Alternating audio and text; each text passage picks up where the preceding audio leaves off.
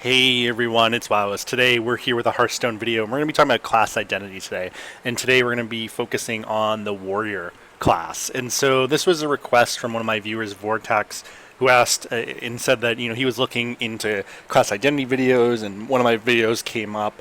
I'll link to it below, where we talked about this blog post that came out on 6/24, so just about 2 weeks ago now.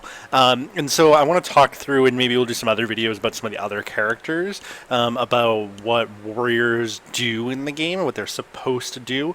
And then we're going to take a look and jump into some of the cards here and talk a little bit about that as well. So quick overview, if you didn't catch this, the class identity post from Hearthstone was really a reframing of how the game should be.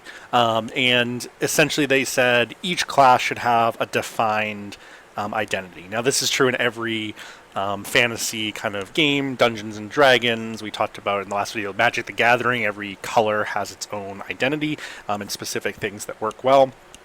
And then it talks about that every class has strengths, limitations, and weaknesses. So strengths are things that they're really good at. Limitations are things that they have limited ability to do. And weaknesses are things that they usually are missing altogether, have no ability to do. And it talks about as well that neutral cards are essentially ways to either, boost strengths, remove limitations, or remove some weaknesses. So you can find cards that do very weak things that are weaknesses of a card. So there are those cards that do weak healing. There are cards that do weak, rush minions and things like that in the neutral set. So the warrior, as it says here, warriors are thirst for the battlefield. They're primarily martial class. They incorporate armor, weapons, and minions to destroy their opponents. The minions who fight alongside warrior tend to be bigger and stronger. They employ rush and taunt to control the flow of battle. So what does this mean? If you're a new player and you're looking at playing warrior, what does warrior do different than everybody else? Warrior has, as it says here, fewer heroes or fewer minions. They typically have taunt and or rush. So they either are going to be able to take a lot of damage or deal a lot of damage right off the bat, but you're not going to have a lot of them. It's not like a hunter that has a lot, or a druid that can, just put out tons of different minions, or tons of the same minion in some cases. But you can put out some huge minions. Now, that has its own issues in the game. There are cards that can do single card removal that can take out these minions, but we'll talk a little bit about that when we get into cards. You see here the strengths of the class. Armor. Only a couple of classes in Hearthstone have armor that come naturally to them. Druid and Warrior, right? That's it? Yeah. And, there are other cards that certainly add armor to other classes, or some of those neutrals, as we talked about, that can get it. But armor is pretty unique to Warrior, and usually Warrior can out-armor anybody else. So it is very difficult to kill a Warrior. Weapons.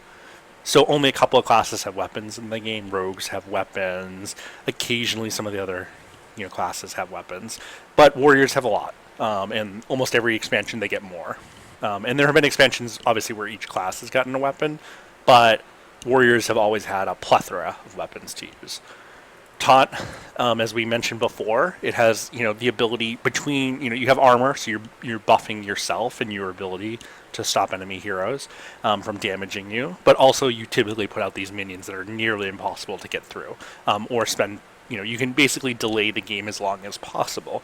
And what this ends up creating is usually a win condition of fatigue, which fatigue in Hearthstone, if you're new to the game, is when you try to outlast an opponent by making both of you run out of your decks, and you at the end of the day have more armor, more health, more taunt minions sitting out there. So basically you can just outlast the opponent and make him fatigue himself to death by you take 1 damage the first turn, you don't have any cards, and every card you pick up increases that damage by 1. So the next card you're supposed to pick up, you take 2 damage, 3 damage, 4 damage, and usually you can outlast someone if you both are out of cards around the same time. You can also destroy minions. We'll talk about that. There's things like Execute and some cards that you can do a lot of single unit destruction, which is helpful.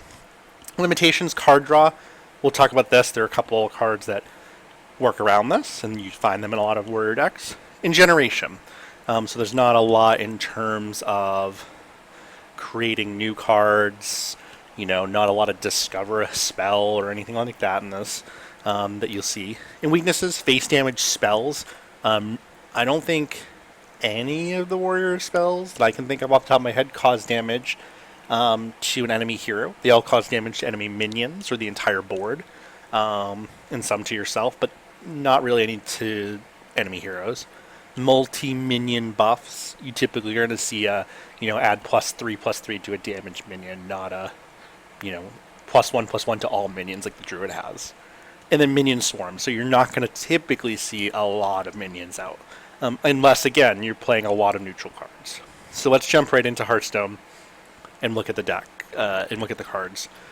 And so I think a good way to show this will be to look at Bondage Warrior. Bondage Warrior is one of the top decks on Hearthstone right now. I'll throw a link to it in the section below.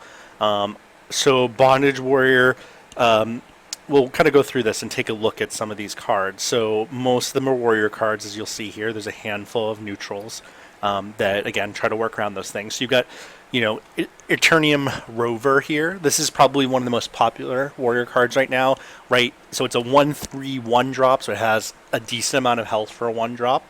Hunters, for example, usually have 1/1s or 1/1s that create 1/1s.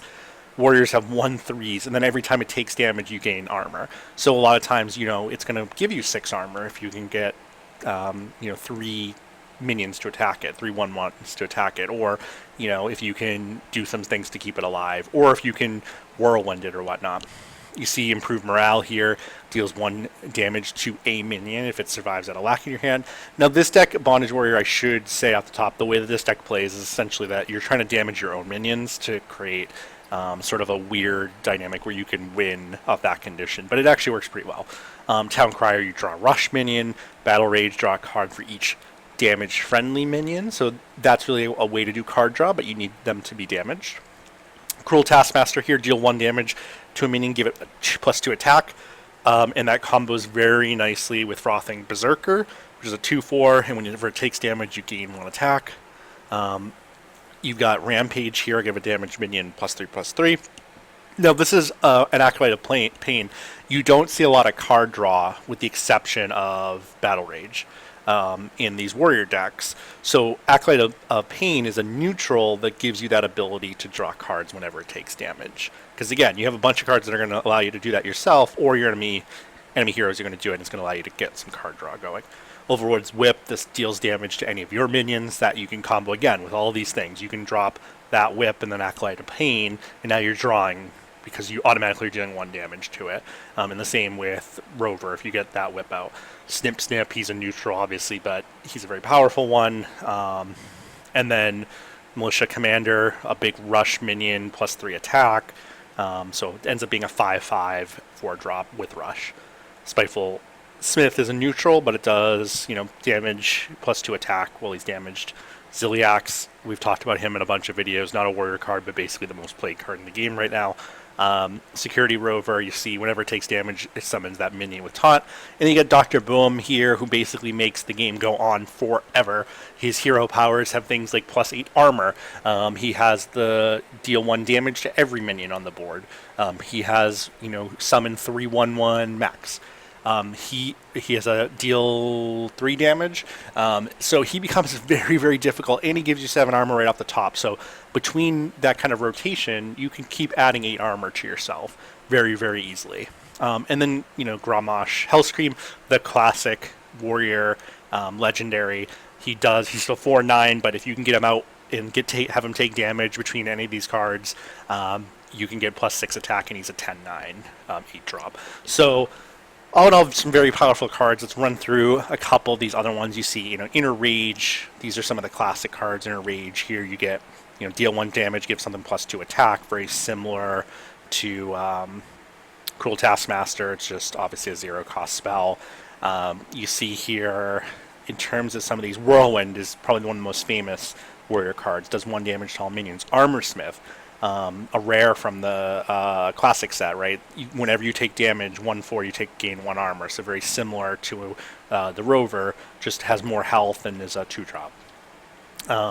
Cleave deals 2 damage to 2 enemy minions. Again, you can't really do much face damage with that, but there are a handful of cards here that you can execute. Very popular basic card. It destroys an enemy minion whenever you target it. So that lets you jump in with one of these rush minions. Maybe you deal 1 or 2 damage to a card, or you use one of these, deal 1 damage things. Now you can kill an 8/8, or you can kill a 10/10, or you can kill a 12/12 with that. You can give your hero some attack. All these cards have things to do with rush and damage.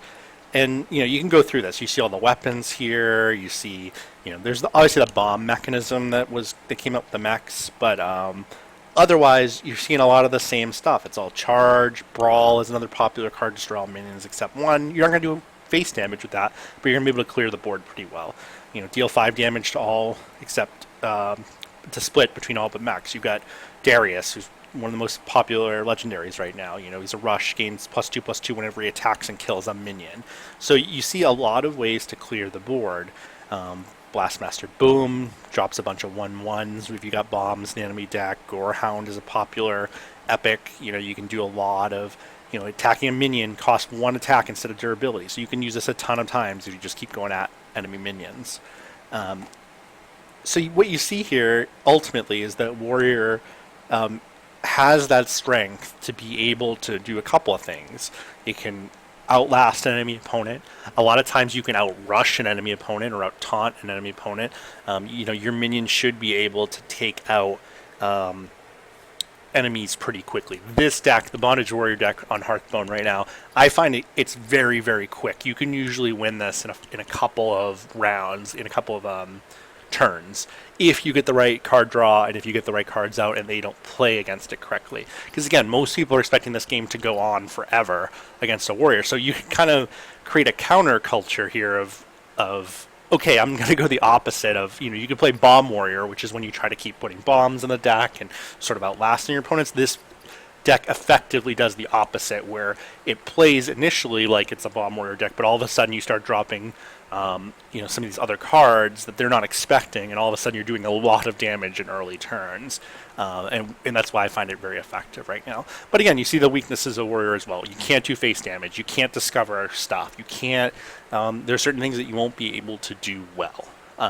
So in terms of that, that's kind of what you should expect when you're playing Warrior, is to outlast your opponent, to outrush your opponent, and that sort of thing. We'll jump back here really quickly. The taunt minions, being able to destroy minions, but you're not going to have face damage, so you're not going to have multi-minion buffs, you're not going to have swarms.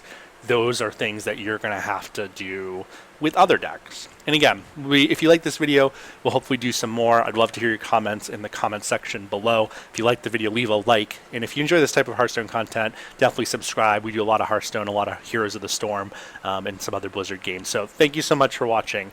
I appreciate it.